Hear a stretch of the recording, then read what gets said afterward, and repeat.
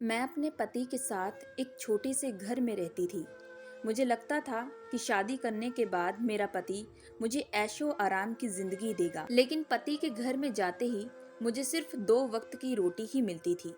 मैंने सोचा था कि शादी के बाद मेरा पति मुझे विदेश घुमाने के लिए लेकर जाएगा, लेकिन बचपन से आज तक मेरे जो सारे अरमान थे वह सारे के सारे धरे रह चुके थे। मैं जब भी अपने पति से कोई भी चीज़ की डिमांड करती तो वो मुझे हमेशा कहते, मधु, मेरी इतनी कमाई नहीं है कि मैं तुम्हें महंगी महंगी चीज़ें दिलवा सकूं। हर वक्त पति के मुंह से इस तरीके की बातें सुनकर मुझे बड़ा ही गुस्सा आता था। मैं अक्सर अपनी सहेलियों को देखती थी तो उनकी शादी बड़े ही घर में होती थी। जब भी वह मुझसे फ़ोन पर बात करती तो खूब इतराने लगती। यह सब देखकर मुझे बड़ा ही अंदर गुस्सा आता था। मेरे घर में मुझे आज तक सिर्फ जरूरत की ही चीजें मिलती थी। इसी वजह से मैं इन सब से तंग आ चुकी थी। मैं गरीबी की जिंदगी बिल्कुल भी नहीं देखना चाहती थी। मैं अक्सर चाहती थी कि मेरा पति मुझ पर पैसा लुटाए, मेरे पास कभी भी कोई चीज की कमी ना हो। लेकिन एक दिन मेरा पति अपनी ऑफिस की मालकिन को हमारे घर पर लेकर आया था। वह मालकिन बार बार मेरे पति को बड़ी ही गहरी आंखों से देख रही थी। तभी मुझे वह अपने साथ कमरे में ले गई और कहने लगी कि मैं तुम्हारे पति से शादी करना चाहती हूँ। अगर तुम मेरी शादी अपने पति से करवाती हो तो इसके बदले मैं तुम्हें पूरे 20 लाख रुपए दूंगी। इतनी बड़ी रकम सुनकर उस वक्त मेरे होश उड़ चुके थे। उस वक्त मुझ में लालच आ चुका था। इसी वजह से मैंने तुरंत अपने पति को अपनी कसम देकर उस औरत से शादी करने के लिए मनवा लिया। मुझे लगा था कि वह औरत 50 साल की है और 50 साल की औरत मेरे पति के साथ कोई भी ऐसा वैसा संबंध बिल्कुल भी नहीं बना पाएगी। लेकिन उस वक्त मेरे होश उड़ चुके थे जब एक रात मुझे मेरे पति और उसकी दूसरी पत्नी के कमरे से अजीबो गरीबे आवाजें आनी शुरू हो चुकी थी। मैं उन आवाजों को सुनकर हैरान रह चुकी थी। जब मैंने खिड़की से झांक कर देखा तो उस वक्त मेरे पैरों तले जमीन खिसक चुकी थी, क्योंकि मेरा पति, मेरा नाम मधु है। मैं यूपी के एक छोटे से गांव में रहती हूँ। मेरे घर में मेरे माता पिता और 2 बड़ी बहनें भी रहती थी। दोनों बहनों की शादी काफी साल पहले ही हो चुकी थी। जब मैं अपनी 11वीं कक्षा कंप्लीट की तो पिताजी ने भी मेरी शादी सौरभ नाम के एक लड़के के साथ पक्की कर दी थी। सौरभ मुंबई में काम करता था। बचपन से ही मुझे बहुत ही ज्यादा शौक था कि मेरी शादी एक अमीर घराने में हो, ताकि मैं अपनी ख्वाहिशों और जरूरतों को पूरा कर सकूं। मुझे ये गरीबी की जिंदगी बिल्कुल भी पसंद नहीं थी।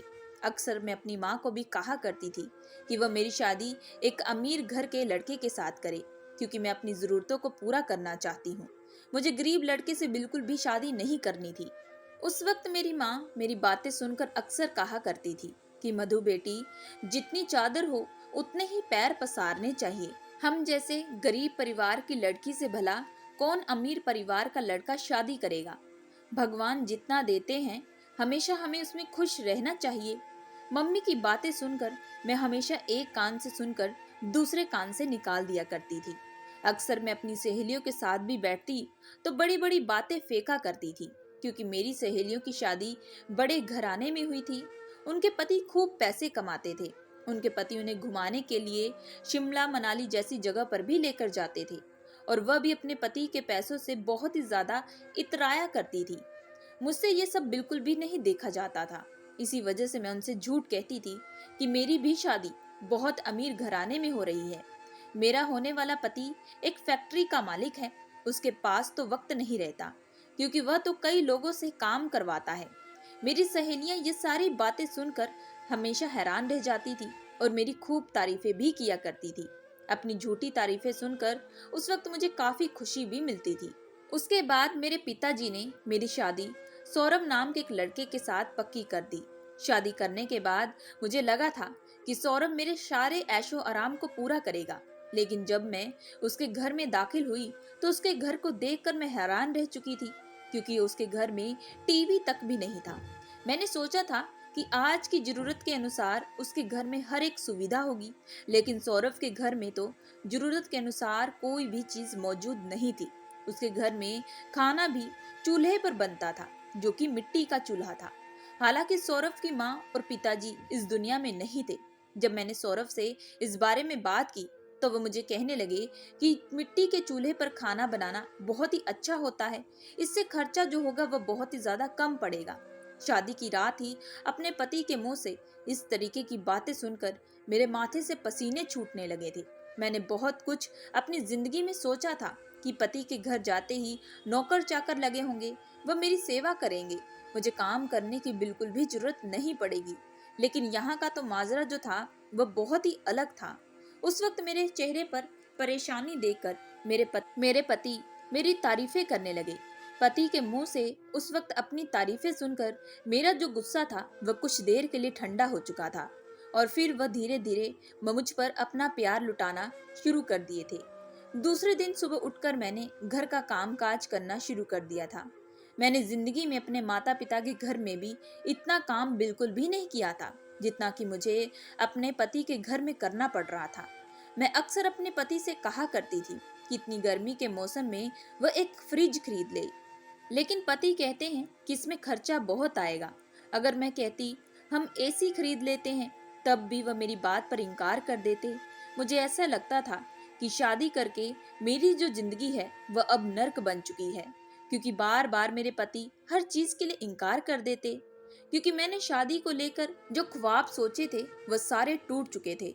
पति तो मुझसे बेइंतहा बेशक प्यार करता था, लेकिन मैं चाहती थी कि मेरा पति मुझ पर खूब पैसे लुटाए, हर दिन मुझे तोहफा खरीद कर दे, मेरी जरूरतों को पूरा करे, मेरे नखरों को पूरा करे, मेरे लिए नौकर चाकर लगा कर रखे। लेकिन जब भी मैं अपने पति से इस बारे में बातें करती तो वह हमेशा मेरी बातों को हंसकर टाल दिया करते। कहने लगते कि हम मिडिल क्लास फैमिली वाले इतने ऊंचे ऊंचे सपने बिल्कुल भी नहीं देख सकते, हमारे पास जितना हो हमें उसी से अपनी जिंदगी काटनी होती है। और तुम ये बात अच्छे से जानती हो कि मेरी जो सैलरी है बड़ी ही मुश्किल से उसका घर का खर्चा चलता है। उस वक्त पति के मुंह से ये सारी बातें सुनकर मेरा मन उदास हो जाता था। मैं उस वक्त अपने पति से नाराज हो जाती थी, लेकिन वह हमेशा ही प्यार से मुझे मना लेते थे। पति का प्यार देखकर मैं हमेशा ही उस वक्त वह सारी बातें भूल जाया करती थी। इसी तरीके से मैं अपनी जिंदगी काट रही थी। लेकिन तभी एक दिन मुझे ये खबर मिली कि मैं माँ बनने वाली हूँ। माँ बनने की खुशी जब हम दोनों पति पत्नी को मिली तो हम दोनों ही बेहद खुश हो चुके थे। उन दिनों मैंने पति से कई बार कहा कि वह मेरे लिए कोई नौकरानी रख दे, इस वक्त मुझसे काम नहीं होता। लेकिन वह तभी फिर से पैसों का रोना शुरू कर देते कि हमारे पास इतने पैसे नहीं हैं। पति के मुंह से एक ही बात सुन सुनकर मेरे कान सुन पड़ चुके थे। अब इसी तरीके से मैं मन मार कर अपने पति के साथ जिंदगी काट रही थी। अब हफ्ते में कुछ दिन पति ऑफिस से छुट्टियां ले लेते और कुछ दिन मेरे साथ वक्त बिताया करते थे। पति की इतनी परवाह देकर मैं अक्सर अपने सारे गुस्से भूल जाया करती थी। उन दिनों गांव से अक्सर माँ भी मेरे पास रहने के लिए आया करती थी। माँ के आ जाने से मुझे काफी राहत मिलती थी। धीरे धीरे इसी तरीके से मेरी प्रेगनेंसी के जो दिन थे वह करीब आने शुरू हो चुके थे और फिर मैं आखिरकार एक बहुत ही प्यारे से बेटे को जन्म दिया था। बेटे के आ जाने से हम दोनों पति पत्नी अपनी जिंदगी में बेहद खुश थे, लेकिन बच्चे के आ जाने से हमारे जो खर्चे थे वह बढ़ने शुरू हो चुके थे। एक बार मैं अपने बच्चे को लेकर अपने मायके घूमने के लिए गई थी। तभी वहां पर मुझे अपनी एक सहेली दिखाई दी। वह मेरी बचपन की सहेली थी। उसकी भी शादी मुंबई में हुई थी। वह मुझसे पूछने लगी कि तुम्हारे पति क्या काम करते हैं। मैं गांव में हर एक लड़की को अपने पति के बारे में एक ही झूठ बोली थी कि मेरे पति की खुद की एक फैक्ट्री है जिसमें 20 से 40 वर्कर काम करते हैं। मैं ऐशो आराम की जिंदगी काटती हूँ। मैंने अपनी सहेली के सामने अपनी काफी बड़ाई की थी। मैंने कहा था कि मेरे पति तो मुझे घर का काम भी नहीं करने देते। घर पर तो नौकर चाकर लगा कर रखे हैं। सारा दिन मैं एसी में ही रहती हूँ। उस वक्त मैं सिर्फ अपनी सहेली को नीचा दिखाने में लगी हुई थी। मैं अपनी सहेली को नहीं बताना चाहती थी कि मेरे पति एक ऑफिस में छोटे से पद पर काम करते हैं जिसमें उनकी जो तनख्वाह है वह बहुत ही ज्यादा कम है। मेरी बातें सुनकर मेरी सहेली मुझे कहने लगी कि मेरे पति तो एक छोटी सी कंपनी में काम करते हैं, उनकी सैलरी सिर्फ 40,000 है। यह रकम सुनकर मेरे होश उड़ चुके थे।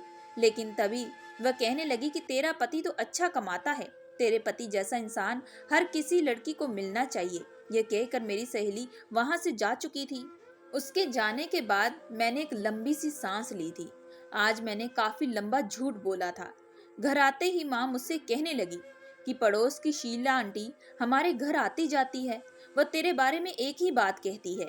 अक्सर कहा करती है कि तेरी शादी बहुत बड़े घराने में हुई है। काश मेरी लड़की की भी शादी ऐसी अमीर घराने में हो। माँ की बातें सुनकर मैं चुप हो जाती थी। उस वक्त वो मुझे गुस्से से कहने लगती कि तू ये सब झूठ क्यों बोलती है, भगवान ने जितना दिया इसमें खुश रहे बेटी। तभी मैंने कहा कि माँ, आप जानती थी कि मैं शादी एक अमीर घराने के लड़के के साथ करना चाहती थी। आज के दौरान पर यह गरीबी की जिंदगी बिल्कुल भी नहीं काटी जाती। पल पल चीजों के लिए तड़पना पड़ता है और बहुत बार कई चीजों के लिए मन मारकर भी रहना पड़ता है। लेकिन आप मेरी भावनाओं को बिल्कुल भी नहीं समझ पाएंगी, क्योंकि आपने तो अपनी आधी से ज्यादा जिंदगी काट ली है। माँ मेरी बातें सुनकर उदास हो चुकी थी। कहने लगी कि सौरभ दिल का बहुत अच्छा लड़का है, वह दिन रात तेरे लिए मेहनत करता है, तेरी ख्वाहिशों को पूरा करता है, लेकिन तू है कि हद से ज्यादा लालच है तुझमें। माँ की बातें सुनकर मुझे काफी गुस्सा लगता था और तभी हम दोनों के बीच में बहस होनी शुरू हो जाती है। तभी अचानक पिताजी घर आते हैं तो मैं गुस्से से अपने कमरे में चली जाती हूँ। कुछ दिन मैं अपने माता पिता के साथ वक्त बिताती हूँ और उसके बाद मैं अपने पति के घर वापस चली जाती हूँ। तभी अचानक एक दिन मुझे खबर मिली, मेरे पति की जो सैलरी थी अब वह बढ़ चुकी है। इस बात से मेरे पति काफी खुश थे। कहने लगे कि कल मेरे बॉस की जो बेटी है वह हमारे घर पर डिनर पर आने वाली है, तुम बस उनके लिए अच्छा सा खाना तैयार करके रखना। पति के कहे अनुसार मैंने दूसरे दिन काफी लाजवाब खाना बनाकर तैयार रख दिया। जैसे ही बॉस और उसकी बेटी आई तो हम दोनों ने उनका वेलकम किया। लेकिन खाना खाने के वक्त मैंने एक चीज नोट की थी कि बॉस की बेटी, जिसका नाम संजना था, वह बार बार मेरे पति को गहरी आंखों से देख रही थी, उन्हें बार बार खाना पूछ रही थी। उस वक्त मुझे कुछ अजीब सा एहसास होने लगा। बेशक मेरा पति इतना पैसा नहीं कमाता था, लेकिन मेरे पति को अगर कोई और औरत देखे, यह मुझे बिल्कुल भी बर्दाश्त नहीं था। तभी खाना खाने के वक्त संजना कहने लगी कि सौरभ, आपको कल से मेरे साथ एक मीटिंग में जाना पड़ेगा और यह डील हमारे लिए हासिल करनी बहुत ही जरूरी है। मेरे पति जो थे वह काफी मेहनती थे। यह सुनते ही वह कहने लगे कि जी मैडम, मैं आपके साथ कल जल्द ही सुबह निकल जाऊंगा और आप बेफिक्र रहें, यह डील हमारे हाथ से बिल्कुल भी नहीं जाएगी। खाना खाने के बाद संजना और उसके पिताजी वहां से जा चुके थे। मैंने अपने पति से कहा कि वह ये संजना मैडम से थोड़ा दूरी बनाकर रहे। मेरे पति कहने लगे, क्यों, तुम्हें क्या हुआ, जेलसी हो रही है? मैंने कहा कि जेलसी नहीं, बस मुझे अच्छा नहीं लग रहा था। वह बार बार आपकी तरफ देख रही थी, आपको बार बार खाना पूछ रही थी। पहली बार मैं अपने पति के लिए इतना पजेसिव हो रही थी। पति ये सब देखकर खुश होने लगे, लेकिन उस वक्त मैं उन्हें क्या कहना चाहती थी वह मेरी बातों को बिल्कुल भी नहीं समझ पा रहे थे। उन्होंने मेरी बातों को मजाक में ले लिया। अब इसी तरीके से पति दिन रात मेहनत करने लगे। संजना मैम के साथ एक प्रोजेक्ट पर काम करने लगे थे। धीरे धीरे दोनों की दोस्ती काफी अच्छे से बढ़ चुकी थी। तभी एक दिन संजना हमारे घर पर आई। हालांकि उस वक्त मेरे पति जो थे घर पर मौजूद नहीं थे, वह किसी काम के सिलसिले से दूसरे शहर गए थे। तभी वह कहने लगी कि आपका इस छोटे से घर में कैसे गुजारा हो पाता है। संजना के मुंह से ये बातें सुनकर मुझे ऐसा लग रहा था कि किसी ने मानो मेरे दुख पर हाथ रख दिया हो। वह बहुत ही प्यार से मुझसे बात कर रही थी।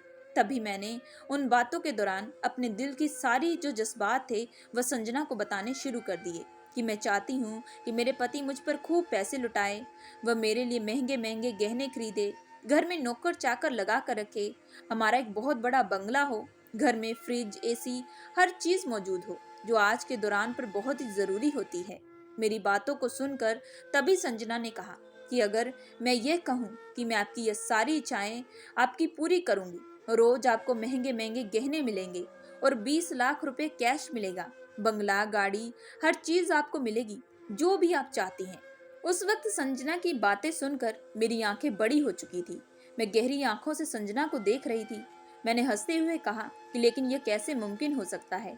तभी संजना कहने लगी कि अगर आप अपने पति की शादी मुझसे करवा देती हैं तो मैं आपको ये सारी चीजों की सुविधाएं दूंगी। उस वक्त संजना की ये बातें सुनकर मुझे एक तरफ खुशी तो हुई थी, लेकिन दूसरी तरफ मुझे बहुत तेज गुस्सा आया था। मैं अपने पति को किसी के साथ बांटना बिल्कुल भी नहीं पसंद करती थी। इसी वजह से मैंने गुस्से से संजना को अपने घर से धक्के मार कर निकाल दिया। हालांकि मैंने अपने पति से इस बारे में बात बिल्कुल भी नहीं की थी, क्योंकि वे काम के सिलसिले से दूसरे शहर गए थे। लेकिन जैसे ही मैं दूसरे दिन अपने बच्चे को स्कूल छोड़ने के लिए जाने ही वाली थी कि तभी रास्ते में मुझे एक सहेली मिली जिसकी शादी बहुत साल पहले मुंबई में हुई थी। मैंने अपने गांव में उसे बताया था कि मेरे पति की एक बहुत ही बड़ी फैक्ट्री है और हमारा मुंबई में बहुत बड़ा बंगला है। मैंने उसके सामने बहुत सारे झूठ बोले थे। तभी मेरी सहेली बार बार मुझसे मेरे बंगले के बारे में पूछने लगी कि आज मुझे अपने घर पर लेकर चलो। लेकिन मैं उसे अपने घर पर लेकर जाना बिल्कुल भी नहीं चाहती थी, क्योंकि मुझे लगता था कि वह मेरा छोटा सा घर देखकर मेरा मजाक उड़ाएगी। लेकिन वह जबरदस्ती मुझे अपनी गाड़ी में बिठाकर मेरा घर पूछने लगी। तभी रास्ते में मुझे एक बहुत ही बड़ा बंगला दिखाई दिया। मैंने उस बंगले के सामने उतरने लगी और कहा कि यही मेरा बंगला है। लेकिन उस वक्त मेरे होश उड़ चुके थे जब मेरी सहेली ने कहा कि यह बंगला तो अभी हाल फिलहाल उसके पति ने खरीदा है। इस बंगले की मालकिन मैं हूँ। उस वक्त मेरी सहेली के सामने मेरी आंखें शर्म के मारे झुक चुकी थी। वह मुझे कहने लगी, मधु तुम आखिर इतना झूठ क्यों बोलती हो? अगर तुम्हारा पति एक छोटी सी नौकरी करता है तो वह तुम्हें बताने में इतनी शर्म क्यों आती है? तुम आखिर लोगों के सामने इतना बड़ा बड़ा क्यों बोलती हो? इंसान के पास जो है उसी में से खुश रहना चाहिए। दिखावे की जिंदगी अच्छी नहीं होती। अपनी सहेली की बातें सुनकर मुझे उस वक्त बहुत तेज गुस्सा आ रहा था। मैंने उसे कहा कि मैं एक दिन ये सब कुछ हासिल करके ही रहूंगी और उस वक्त मैं तुम्हें दिखाऊंगी। यह कहकर मैं वहां से जा चुकी थी। मैं घर आकर बहुत परेशान हो रही थी। मैंने सोच लिया था कि मैं अपने पति की दूसरी शादी करवा कर ही रहूंगी और अपने ऐशो आराम को पूरे करके रहूंगी। इसी वजह से मैंने दोबारा संजना को फोन किया और उसे अपनी तरफ से हाँ का जवाब दे दिया था। संजना ने कहा कि ठीक है, आप पहले सौरभ से बात करके शादी का दिन फिक्स कर दीजिए। संजना का फोन रखने के बाद मेरे लिए अब चिंता बढ़ चुकी थी। आखिर मैं अपने पति को कैसे मनाऊंगी? आखिर मैं उन्हें कैसे कहूंगी कि वह दूसरी शादी करे? 4 दिन बाद जैसे ही मेरे पति घर वापस आए तो मैं उनके सामने रोने धोने का नाटक करने लगी। मैंने तभी उन्हें संजना की ऑफर बताई तो वह सुनकर गुस्सा होने लगे। कहने लगे कि संजना मैम ऐसे कैसे कर सकती हैं जब उन्हें पता है कि मैं एक शादीशुदा मर्द हूँ। लेकिन तभी मैंने अपने पति को कहा कि वह दूसरी शादी कर ले और इस बात से मेरे पति के होश उड़ चुके थे। वह कहने लगे, मैं हरगिज भी नहीं करूंगा। मैंने उन्हें कहा कि इसके बदले मुझे खूब सारे पैसे भी मिलेंगे जिससे हम अपनी जरूरतों को पूरा कर सकते हैं, बड़ा बंगला खरीद सकते हैं। मेरे पति मेरी बातें सुनकर कहने लगे कि मैं जितना कमाता हूँ मैं उसी में खुश हूँ, मुझे और ज्यादा लालच की जरूरत नहीं है। मुझे पता था कि मेरे पति इस बात को स्वीकार बिल्कुल भी नहीं करेंगे। इसी वजह से मुझे कुछ दिन उनको मनाने में लगे। मैंने अपना खाना पीना छोड़ दिया। मैंने उनसे बात करनी छोड़ दी। धीरे धीरे मेरी जो तबीयत थी वह खराब रहने लगी थी। मेरी जिद के आगे मेरे पति भी अब कमजोर हो चुके थे। आखिरकार उन्होंने मेरी बात को स्वीकार कर लिया और मैं जल्द ही संजना और अपने पति की दूसरी शादी करवा दी। शादी से एक दिन पहले ही संजना ने 20 लाख रुपए कैश और काफी सारे गहने, बंगला, गाड़ी सब कुछ मुझे खरीद कर दे दिया। उस वक्त मैं सब कुछ पाकर बेहद खुश हो। आखिरकार मेरे पति की दूसरी शादी संजना के साथ हो जाती है। अब मैं अपनी जिंदगी में बेहद खुश हूँ। माता पिता को जब इस बारे में पता चलता है तो वह बहुत ही ज्यादा दुखी हो जाते हैं। मुझे बहुत सारी बातें सुनाते हैं। कहने लगते हैं, आखिर कौन सी औरत होती है जो अपने पति की दूसरी शादी करवाती है? तुम्हें शर्म आनी चाहिए। लेकिन मुझ पर तो उस वक्त पैसों का भूत सवार हुआ पड़ा था। पैसा देखकर मानो जैसे मुझे दुनिया की हर एक खुशी मिल चुकी हो। अब मैं सारा दिन किटी पार्टी करती, घूमती फिरती, यही सब मेरी जिंदगी बन चुकी थी। धीरे धीरे मैंने अपने बच्चे पर भी ध्यान देना बंद कर दिया था। शादी के बाद भी मेरा पति दूसरी पत्नी के कमरे में नहीं जाता था। संजना जो थी वह मुझे रोज ही 1 लाख रुपए दिया करती थी। एक दिन जब मैंने उसे पैसे मांगने गई तो उसने मुझे इनकार कर दिया। तभी मैंने कहा कि तुम्हारे कहने के मुताबिक मैंने अपने पति की शादी तुमसे करवाई है। तभी वह गुस्से से कहने लगी, शादी से क्या होता है? आपका पति तो आज भी आपके कमरे में ही सोता है। वह आज तक कभी तो मेरे कमरे में आया ही नहीं और ना ही मेरे साथ सोता है। मुझे संजना की बात अब समझ में आ चुकी थी। इसी वजह से अब मैं रात को ही गुस्से से अपने पति का हाथ पकड़ संजना के कमरे में भेज दिया। उस वक्त मेरे पति कहने लगे कि वह मुझे छोड़कर बिल्कुल भी नहीं जाना चाहते।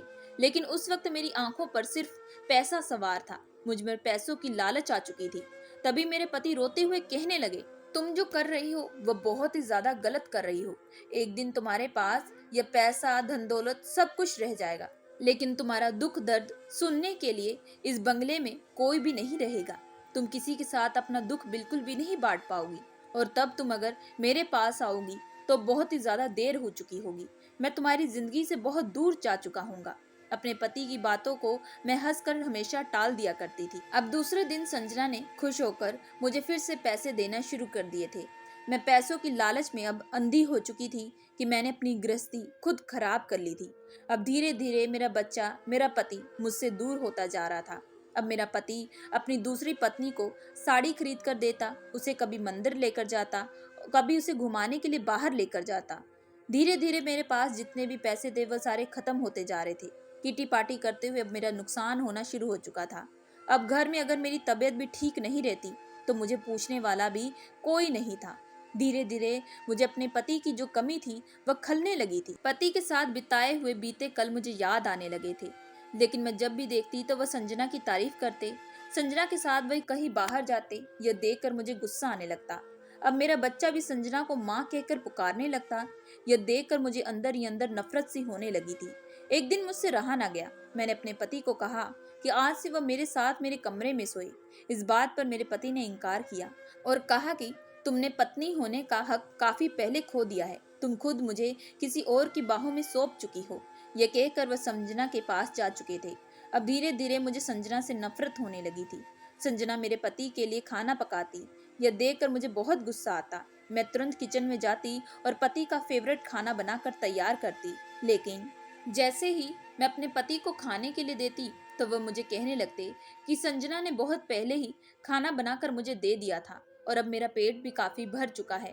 तुमने जो बनाया है अब वह तुम खुद खा लेना। यह कहकर वह संजना के साथ उसके कमरे में जा चुके थे। मैं बाहर खड़ी यह देखकर मेरी आंखों से आंसू निकलने लगे थे। अब संजना को लेकर मेरे दिल में अब नफरत बढ़नी शुरू हो चुकी थी। एक दिन मुझसे बिल्कुल भी नहीं रहा गया। तभी मैंने गुस्से में जाकर संजना को एक कसकर चाटा मार दिया और कहा कि तुम कैसे मेरे पति को मुझसे छीन सकती हो। यह देखकर मेरे पति तुरंत आए और वह मुझ पर गुस्सा होने लगे। कहने लगे कि ये सवाल तो तुम्हें खुद से पूछना चाहिए था। जब तुम पैसों की लालच में इतनी अंधी हो चुकी थी कि तुमने खुद अपने पति को बेच दिया था, तब तुम्हें सोचना चाहिए था। आज जब तुम्हारे पास पैसे खत्म हो चुके हैं और तुम इन पैसों से बोर हो चुकी हो, तब तुम्हें अपने पति और बच्चे की याद आ रही है। तुम्हें शर्म आनी चाहिए थी मधु। यह कहकर वह संजना का हाथ पकड़कर अपने कमरे में चले गए। उस वक्त मानो जैसे मेरे चेहरे पर किसी ने कसकर एक चाटा मारा हो, क्योंकि आज से पहले कभी भी मेरी आंखें नहीं खुली थी। मैं बस पैसों की लालच में अंधी हो चुकी थी। मैंने रोते हुए माँ को फोन किया, इस बारे में बताया। माँ कहने लगी, जो हुआ है वह तुम्हारी ही बदौलत हुआ है। तुमने ही सब कुछ किया है। अब तुम कैसे दूसरी पत्नी का हक छीन सकती हो, क्योंकि वह तो तुमने ही उसे दिया था। तुमने ही अपने पति को बेचा था। मैंने तुम्हें बहुत बार समझाया था, लेकिन तुम्हारी आंख पर तो पैसों की पट्टी बंधी हुई थी। माँ जो कह रही थी आज वह सही कह रही थी। अब मेरे पास रोने के अलावा कुछ भी नहीं बचा था। थप्पड़ मारने की वजह से संजना ने गुस्से में आकर विदेश जाने का फैसला कर लिया और वह मेरे पति और बच्चे को हमेशा हमेशा के लिए विदेश लेकर जाने वाली थी।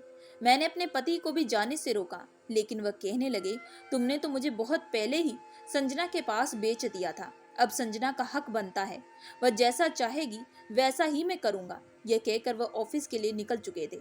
हालांकि मुझे मालूम नहीं था कि उनके विदेश जाने की फ्लाइट कब की है। उस वक्त मुझे लगा कि एक बार संजना से जाकर मुझे माफी मांगनी चाहिए थी, क्योंकि अब वही मेरा रास्ता है। इसी वजह से जैसे मैंने ड्राइवर को कहा कि वह मुझे ऑफिस लेकर चले, तभी ड्राइवर कहने लगा, ऑफिस में तो आज कोई भी नहीं है। यह सुनकर मैं हैरान रह गई। मैंने कहा कि सब लोग कहाँ गए। ड्राइवर ने बताया कि संजना मैम और साहब एयरपोर्ट पर गए हैं, उनकी फ्लाइट है। ये सुनते मेरे पैरों तले जमीन खिसक चुकी थी। मैंने तभी ड्राइवर को कहा कि वह गाड़ी तुरंत एयरपोर्ट की तरफ बढ़ाए। रास्ते में बार बार पति को फोन कर रही थी, वह मुझे कैसे अकेला छोड़कर जा सकते थे। जो मैंने किया था वह बहुत बड़ी गलती थी, लेकिन मुझे मेरे पति और बच्चे से दूर ना करे। मेरे पास अब एयरपोर्ट की टिकट मौजूद नहीं थी। मैंने वही आर्मी ऑफिसर के आगे हाथ जोड़ दिए, कहा कि मेरा पति मुझसे दूर हो जाएगा, मुझे प्लीज जाने दीजिए। उन्होंने मेरे पति का नाम पूछा और अनाउंसमेंट करना शुरू कर दिया। कुछ देर बाद मेरे पति आए, हालांकि उनकी आंखों में आंसू थे। संजना भी बगल में खड़ी थी। संजना के आगे हाथ जोड़ते हुए मैंने कहा कि मुझे माफ कर दो, मैंने तुम्हारे ऊपर हाथ उठाया, लेकिन मैं अपने परिवार के बिना नहीं रह सकती। ये सुनते ही मेरे पति कहने लगे कि तुमने अपना परिवार खुद खत्म कर दिया है, अब हमें बस जाने दो। तभी संजना ने उन्हें रोक लिया और कहा कि सौरभ, आपसे मैं बहुत प्यार करती हूँ, लेकिन विदेश आप नहीं जाएंगे, बल्कि मैं अकेली जाऊंगी। आप यहाँ मधु दीदी के साथ अपनी शादीशुदा जिंदगी गुजारेंगे। संजना के मुंह से ये सारी बातें सुनकर हम दोनों ही पति पत्नी हैरान रह चुके थे। तभी संजना ने फिर से कहा कि मैं जो कह रही हूँ वह सच कह रही हूँ, और मैं आपको हमेशा से इस रिश्ते के लिए आज़ाद करती हूँ। मैंने बेशक मधु को पैसे देकर उसके पति को खरीद लिया हो, लेकिन आज भी आपके दिल में सिर्फ और सिर्फ मधु दीदी के लिए प्यार है।